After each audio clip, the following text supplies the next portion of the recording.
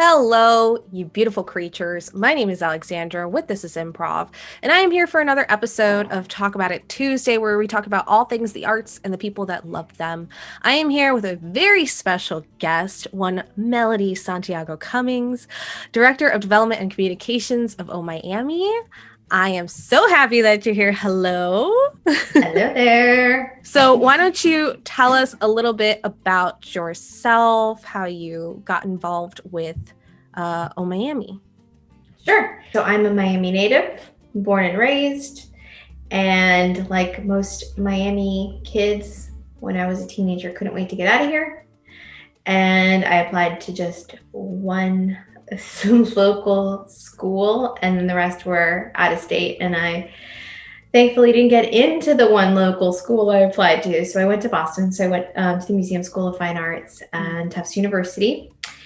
Studied photography, general fine art, and had sort of that fun, I'm away from my parents, oh my God, everywhere else is better than home. And then immediately felt the urge to come back home and realized how magical South Florida and the tropics are. So once I got my bachelor's of fine art in photography, I came back, brought my then boyfriend, now husband, to Miami, who absolutely hated Miami and was like, how did I meet somebody from this weird, gross, tropical place?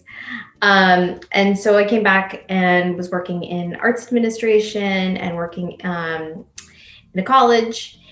And around like 2013, I started seeing the name University of Wynwood and reading about this sort of like cryptic, cool, confusing literary arts and like programming org.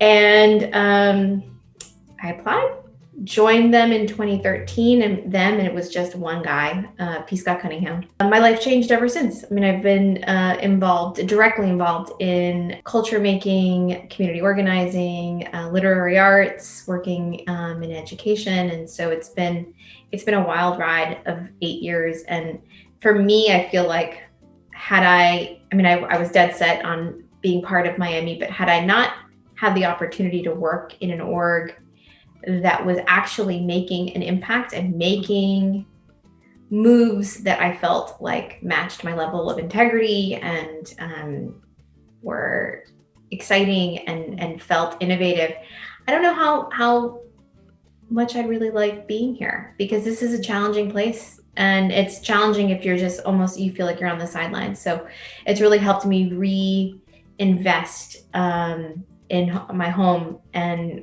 really understand where I live.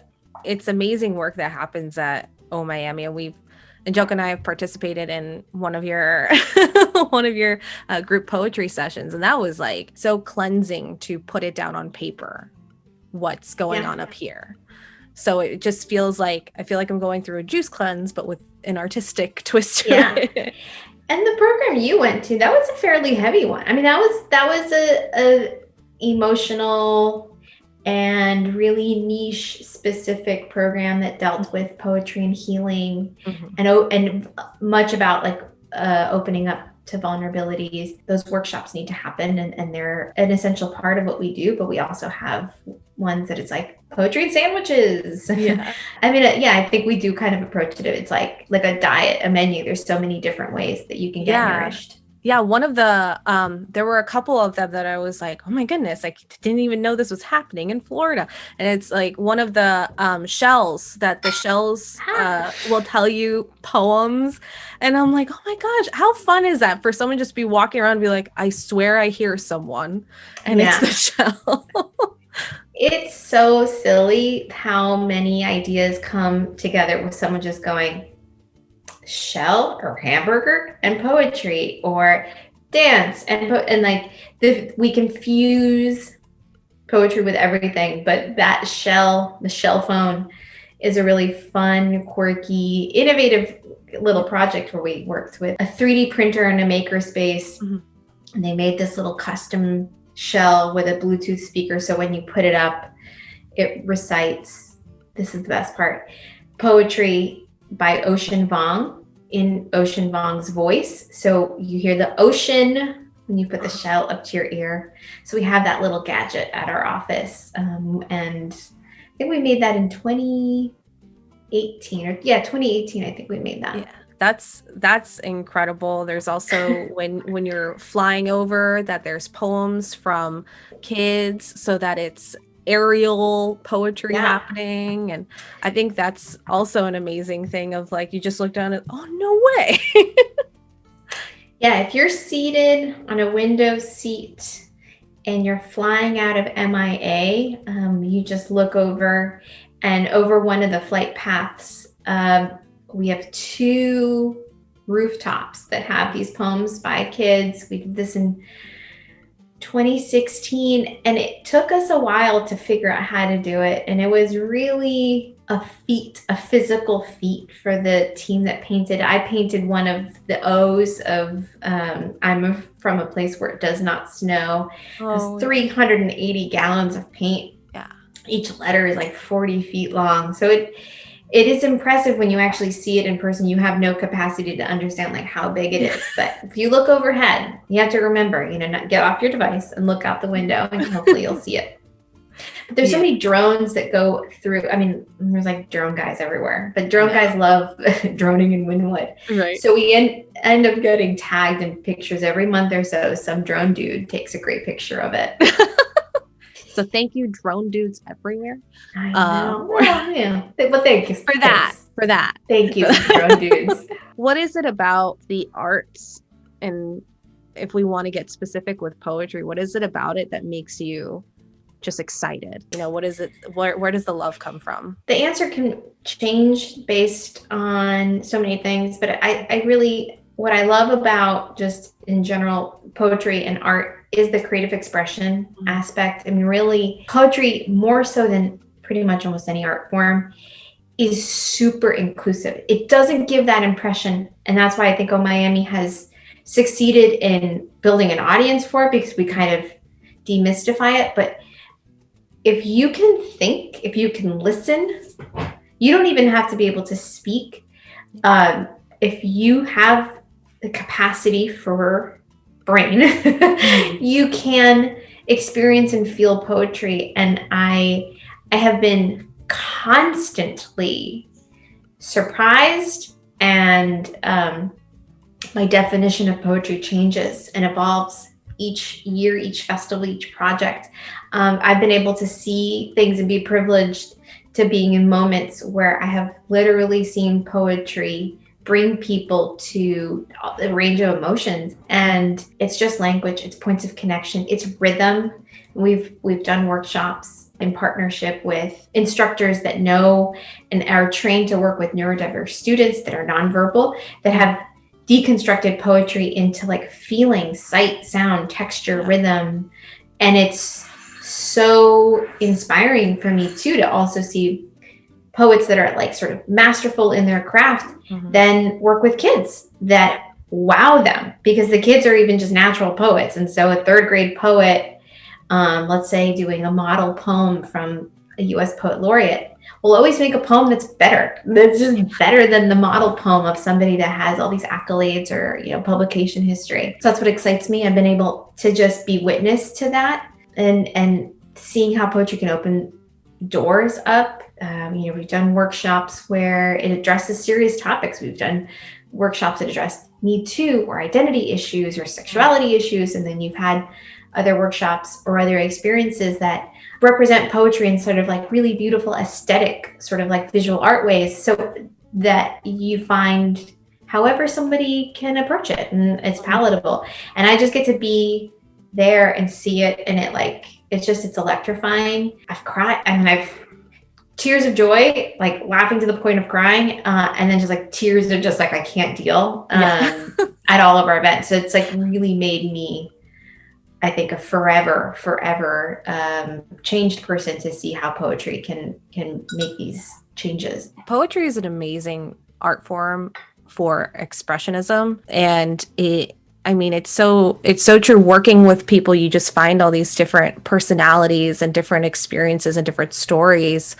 And like when we do our improv corporate stuff, you never think corporate's going to be anything other than a suit and tie and a cup of coffee. But there's these people who tell their stories that are incredible. And there was even this woman who has 10 children and no one in the office knew. Wow. And yeah, the woman it's like out of incredible. nowhere. Yeah. And they're like, how? Because she's this tiny little lady who just like doesn't look like, she's pretty quiet. And they're like, oh my gosh, I need to see all of the pictures of your children. And it's like, you don't look like you live in a shoe. You don't look like it, right? Get to know your friends here. And I feel like that's what a lot of the poetry events do. They open up this whole door of, this is the person from the inside out, whether it's through a comedic poem or just like a couple words or whatever's coming out. I just think it's amazing what is done through art in general. Yeah, just through language. Sometimes it's like no one's even asked that person, hey, you want to share? Yeah. Hey, have you thought about this before? Or using art and creative expression as a point for empathy. Mm-hmm. And it's like, really, you can attest to this. Like anytime you get people in a room, then you need an icebreaker. You need that thing to sort of like, and poetry and sort of wordplay is such a great way to do that, because you don't have to come in with any skills, like at all. Right. You can even speak different languages and use poetry to have people be like, oh, I see. Okay, I get it. It's weird. I mean, I like it, but you can start getting each other from it. Yeah, 100%. It's just the feeling. I feel like the feeling is what really connects everyone. Like you said, despite the language barrier, despite whatever it is, it's like you feel. It's like when I listen to Icelandic music, I don't know what they're saying, but for some reason I'm almost in tears with some of these songs. I'm like, why? Because I feel it. You can feel the melody. Describe it. What would you say is one of your favorite projects to work on? I know it's hard. It's like asking you what my favorite improv game is. No, it's crazy because like I've been part of now. Produced, co-produced, been involved in easily like 700 events and projects, because we do so much year round. And April, which is when our festival occurs, we pack it in. Sometime one year we did a tally, and it was like 72 events in the course of those 30 days, which is just like, so we've done a lot. They're not all great. Some of them I'm like, I'm glad we did it. Let's never do it again. I can't pick a favorite, and I know I get like picked on because I play favorites. Like it's just, I do that. But I would say my favorite kinds of programs are the ones that are poetry in public space. Mm-hmm. I like events. I like workshops. They need to happen. They fuel our audience that often self-identifies as a poet. But the projects in public space are really my favorite, because especially anything that is putting poetry in day-to-day infrastructure or day-to-day life. One that stands out, and again, I love them all, but one that stands out to me is sort of like a timeline, like a marker of our relationship to city and home. We collaborated with artist, dear friend, Agustina Woodgate, and we embedded poetry into new sidewalk that was laid in West Kendall. Mm-hmm. And it took years dealing with like Miami-Dade Water and Sewer and like Bridge Canal Authority, like the not luxurious part of that process was a lot of paperwork and yellow forms. But we were able to embed several poems written by Miami-Dade residents and kids from our Poetry in Schools program into the sidewalk in this really playful wordplay. Mm. And the beauty of that, sidewalks are the most democratic canvas you can think of. You don't need an entry fee. You don't need an ID. Mm-hmm. And it really serves as a connector. And it literally serves as a connector to an elementary school. And it's near like Braddock. and the residents will walk by it endlessly. It may not look down, but you're literally embedding poetry where people are, and it's beaming up at them, and it'll be here until the tide rises. So that is one that feels like, oh, this could only happen with our organization and with this artist and in this place, because it's the definition of site specific. Right. Yeah. That's awesome. That's so fun. It's just literally embedding it into the earth and saying, hello, it's here. Here. It's those things that happen. It's projects like that 10 years prior, someone said, oh, you're going to be working with Miami-Dade Transit and sewer and water, and you're going to be so delighted. I'd say, Wow.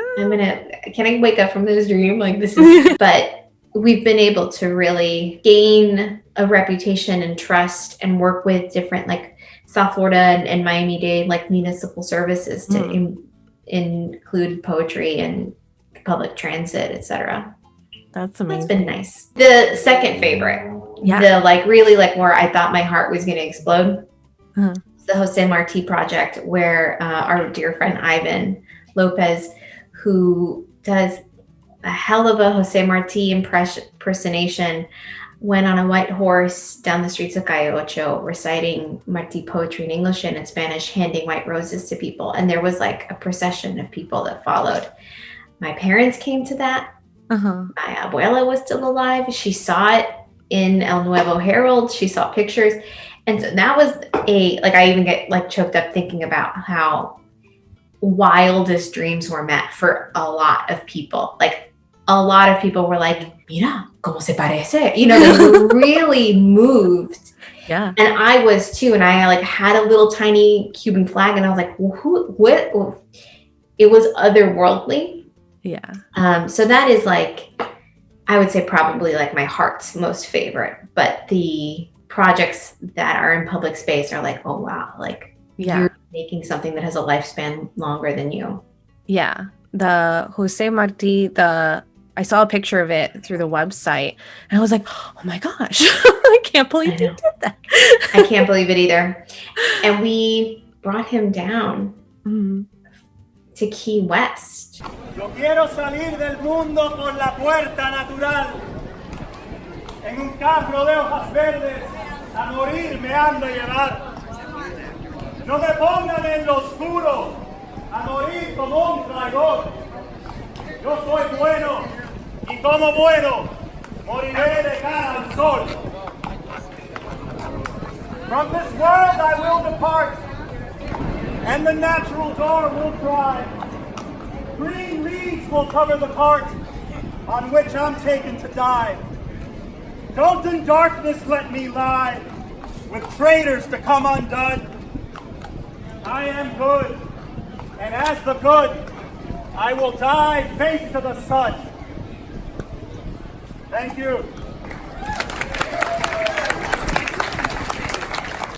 To like the 100-year anniversary, like we did it twice. And he spoke at La Di Da. He spoke at places that Marti actually spoke at, and like was on like balconies reciting Marti poetry. Like, it's just awesome. Chills. I was like, I can't. That's what you're talking about it, and I was getting like little goosebumps. Yeah, that's what's so great about just being able to bring that sort of culture to people. I mean, one of my favorite improvisers is Augusto Boal, and he would do public improv acts for social psychology. He would do it just to see how people would react to it.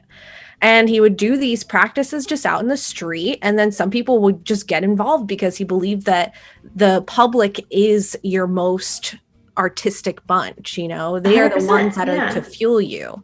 So even if he had scripted theater, he would involve them in it. And that's just what I love, is that it can be anywhere and everyone will find a connection to it because it's meant to be relatable and educational and political and inventional. I mean, like, I mean, the pairing of theater, improv, spoken word, poetry. I mean, all those words that you said are the things that sort of weave them together and weave in an audience. And I think the success that we've seen, or this sort of sustainability that we've seen in theater, spoken word, poetry, publishing over this pandemic, is that you can still connect with audience in these new formats, unlike symphony or ballet, where you can't necessarily be as nimble and use the Zoom screen. I mean, we've really been so successful at, I would say almost accidentally, like being able to grow our programs and grow our audience because of poetry's flexibility during this time.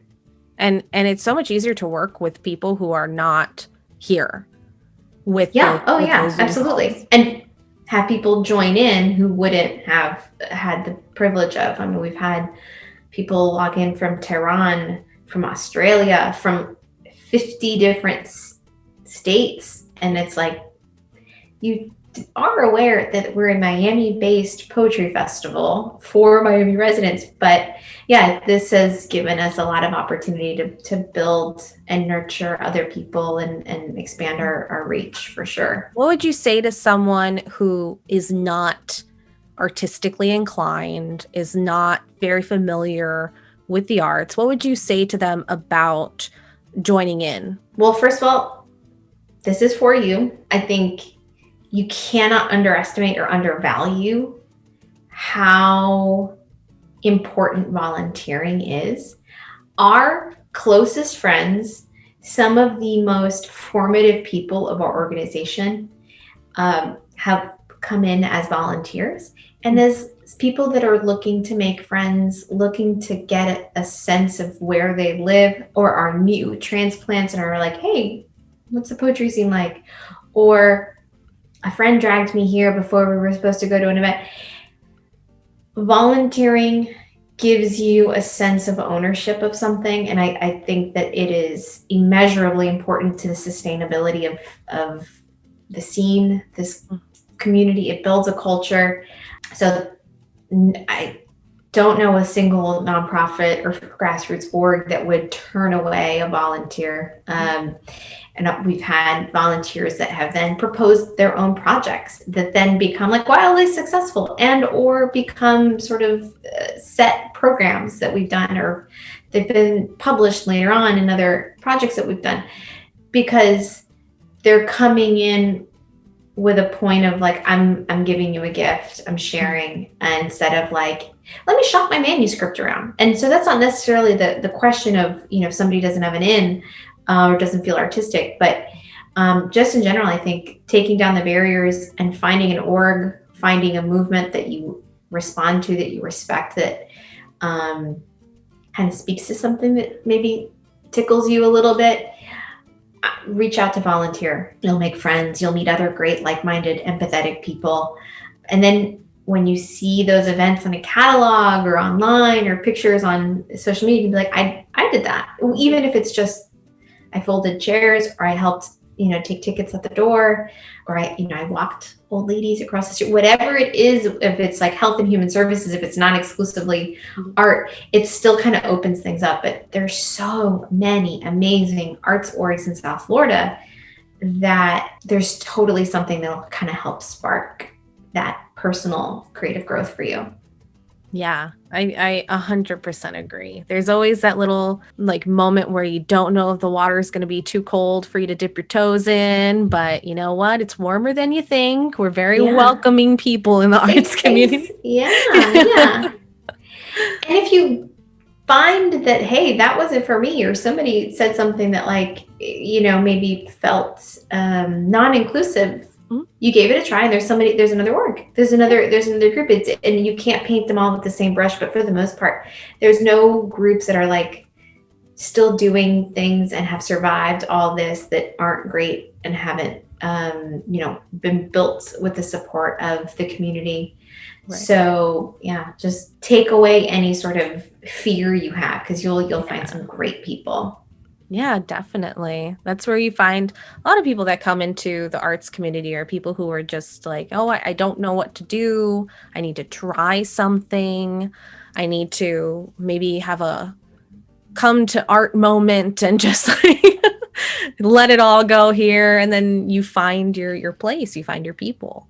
You find your people. That's the most important part, is finding your people. Because then whether it's like, then if you feel you need to have your own creative practice, you learn from those other people, or you support someone else who's discovering their creative practice, and it's almost just as rewarding. I mean, I'm not writing and sending manuscripts and hoping to get published, but my joy and pride is being part of this community, this sort of like ushering of this new voice of people that are doing that.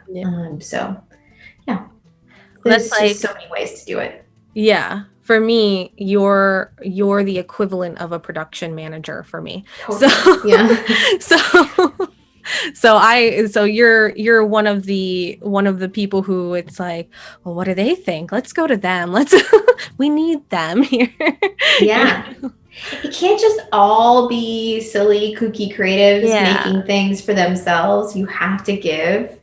And I've always joked, I mean, when I started with Oh Miami, I was like, wow, poets are really bad communicators. Like they're so insular. And so I was like, I'm glad you found me, because I came from like events and administration and like real, like I hate the like real world of like not just like making things for myself and hiding them. Yeah. And so I was like, herd the cats, the people, the poets, and I'm like, they don't know how to act. They don't know how to send an email. Like just because they were still students or it haven't had that involvement in the production side of things. And so it's I'm like, I'm happy to be the non-poet, that like to kind of infuse a little bit of. You need it. It's a balance. Yeah, it's a balance. And herding cats is the perfect equivalent for when you're on the production side. And I've found myself like, I really come alive when I have a bullhorn in my hand at an Miami event. Like something comes over me and I'm like, oh, I found my true self. And it's those times where I'm like, attention, like it. And I'm like, okay.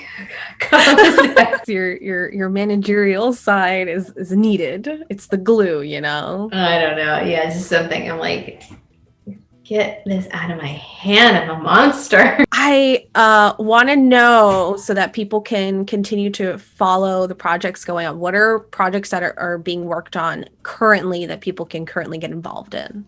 Sure. So the festival runs all month long until April 30th. Project that we're very proud of that is very much addressing this current moment. It's called Remembrance to Order. And we are pairing local poets and writers within the Oh Miami community with families who are grieving. And we have an intake form on the website. It's called Remembrance to Order. If you lost somebody in the past year and you live in Miami-Dade County, or they themselves, the person who passed away, was a Miami-Dade resident, you gave a little bit of information, their personality, their traits, a fond memory, and a poet will write them a poem for free. And it's sort of our gift. Whether somebody died as a result of COVID-19, or not, just during this pandemic, we haven't had an ability to grieve like we traditionally do. Wakes have been postponed. Funerals have gone sometimes on Zoom or just postponed indefinitely. And so talking about that person, giving some details, it kind of brings them back to life. And most people haven't had a working relationship with poetry, so they haven't had an original poem. So it's a gift that we can offer those by pairing really talented, thoughtful writers to write those. So that project is ongoing through the end of the month. We've got our favorite kids, 5 kids, 4 kids program. It's called Poetry in Pajamas, and it's a poetry open mic in your jammies. It's spearheaded by Sam and Simon Kaplan.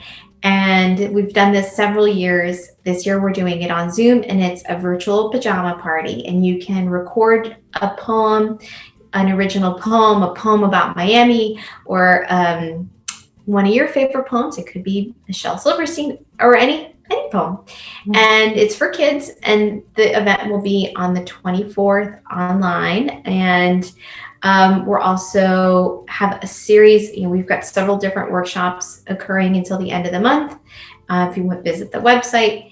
And in person, we're doing an unveiling at the Underline of some local poetry being projected. And we're having a really special closing on the 30th, which is a reading celebrating kids' poetry paired with poets, like well-known poets writing in response to them.